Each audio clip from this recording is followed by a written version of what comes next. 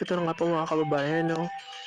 Speaker Martin Romualdez pinagre-resign na po ng mga dating AFP. Ito po ay mga retired general at AFP.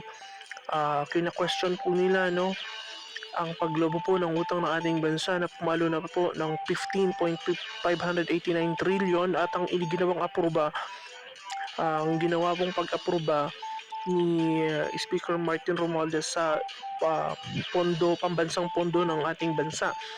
Question nito ang kaliwat kanang pamimigay ng ayuda ni Speaker Martin Romualdez at ang mga taong nagpapakahirap na magbigay ng tax, magbayad ng tax upang ito ay pamahagi lamang ni Speaker Martin Romualdez sa taong bayan. At question din ito, no, pinipilit nila pinagbibitiw si Speaker Martin Romualdez hindi lang sa Speaker, pati po sa pamunuan po ng Congress, sa pagiging congressman ito ng Leyte. At ayun na nga po, meron po itong petsa nung November 1 po, at ito po ay galing kay General Alex Paul Monteagudo, at ito po ang kanyang sabi. Open letter to Speaker Martin Romualdez of House of Representatives, Congressman Martin Romualdez. We undersign AFP and PNP retired officer, UP Vanguards and concerned Filipino citizens and taxpayer demand to your immediately resign as a congressman of the 1st District of Leyte and Speaker of the House of Representatives because of the following reason. With 15.589 trillion national government debt as August 2026,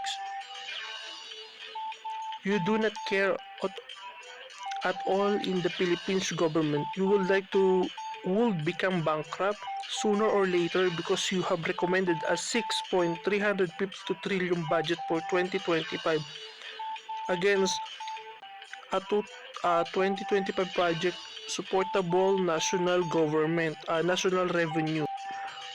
4.64 trillion according to Finance Secretary Rafael Recto, or a deficit of 1.712 trillion. Isipin niyo po, ang laki po ng deficit natin, no? Sa ang laki po ng ginawang pag-approve, 6.352 trillion. Ang deficit po natin is 1.712 trillion. You squander 26.7 billion from the AKAP of DSWD and Fake People Initiative to unnecessary change the Philippine Constitution. You failed to safeguard our tax against the corrupt. That is about 20% of the annual budget. Briefly, the 2025 national budget will be less than 2024 national budget if there were not corruption in the government. Furthermore, there is no attempt on your part to remove the libel of the Congress as the Philippine biggest criminal syndicate according to the Big News Asia.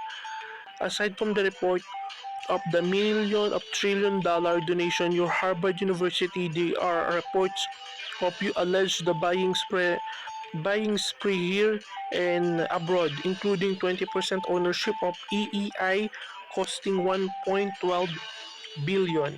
Under your leadership and the speakers of the representative, you have been spending the taxpayer money paid by our blood, sweat and tears as if you own the Philippine government based on your foreign observation. We want out of you, House of Representative now. Ito po mga kapatid, no, yan po naging pahayag ni Sir Alex Paul Monteagudo, dati pong PNP po ito, no. Ayan po, ito po ay pinirmahan ng mga retired general ng PNP and AFP. Ayun na nga po mga kapatid, no. Umalma na po ang ating mga magigiting na pamunuan ng AFP and PNP at pilit po nilang pinag-retire si Speaker Martin Romualdez sa kapalpakan po pinagagagawa nito sa House of Representatives, no. At ayan po, nag-aalmahan na po sila dahil nakikita naman po nila kung paano po binabalasubas at ginagago ang taong bayan at ang kaban ng taong bayan. Hindi po ang kaliwat kanang pamimigay po ng ayuda. Ito po yung nasabi natin noong nakaraan. Ang pamimigay po ng kaliwat kanang ayuda ay hindi po makakatulong sa ating bansa. Bagkus ito po ay makapagpapalubog pa. Batay po sa mga naging ulat ng sa iba't ibang panig ng mundo, wala pong naging milyonaryo po sa pamamahagi po ng ayuda. Hindi po gumanda ang takbo ng ekonomiya ng bansa. Bagkus ito po ay hindi pa nakakatulong. So sa mga generals at AFP dyan na unti-unti na po pumapalag, ipakita nyo po ang suporta nyo sa taong bayan. Alam po namin na kayo po ay nakapanig sa taong bayan. Tulungan nyo po ang naghihikahos ng inang bansa. Subukan niyo pong suportahan kung ano po, iumulat niyo po ang mga mata niyo sa tunay po na kalagayan at sitwasyon ng ating bansa. Alam namin na nandyan po kayo para suportahan po ang taong bayan. Sana po makita niyo po ang pag-iikahos ng bansa sa walang habas na panggagago ng pamunuan ng Marcos administration. Maawa po kayo, tulungan niyo po ang naghihikahos na inang bayan. Paubos na po at palubog na po ang Pilipinas sa pinagagagawa po ng pamunuan na leadership nito ni Speaker Martin Romualdez. Ano po ang mangyayari kung patuloy po ito po ang hawak ng pamunuan ng House of Representatives. Malulugmok at malulubog po ang iniwan po ng dating Pangulong Rodrigo Duterte na kahit po papaano ay nakaunahon po at may nasabi po ang Pilipinas. Ngayon po wala na po. Kita nyo naman po ang nangyayari sa ating bansa. Salamat po sa mga magigiting na mga general at PNP na patuloy na naninindigan at nakikita po ang kamalian. At yung mga nagbubulag-bulagan pa po ng mga nandyan po sa AFP and PNP, gumising-gising po kayo. Imulat niyo po ang inyong mga mata. Alam po namin na kayo po ay nakapanig sa taong bayan. Huwag po kayo pumanig sa mga iilang politiko na pang sarili lamang po ang kanilang iniisip. Tignan niyo po ang nangyayari sa bansang Pilipinas. Kaya maraming salamat po sa mga taong naninindigan po, no, sa mga taong matitibay, sa mga taong naninindigan at nakikita nila at kinukundi na ang ginagawang paglapastangan ni Speaker Martin Romualdez sa kaban ng ating bansa. Sana po ito po ay masundan pa at patuloy na manindigan yung mga taong may karapatan na lumalaban sa ating bansa.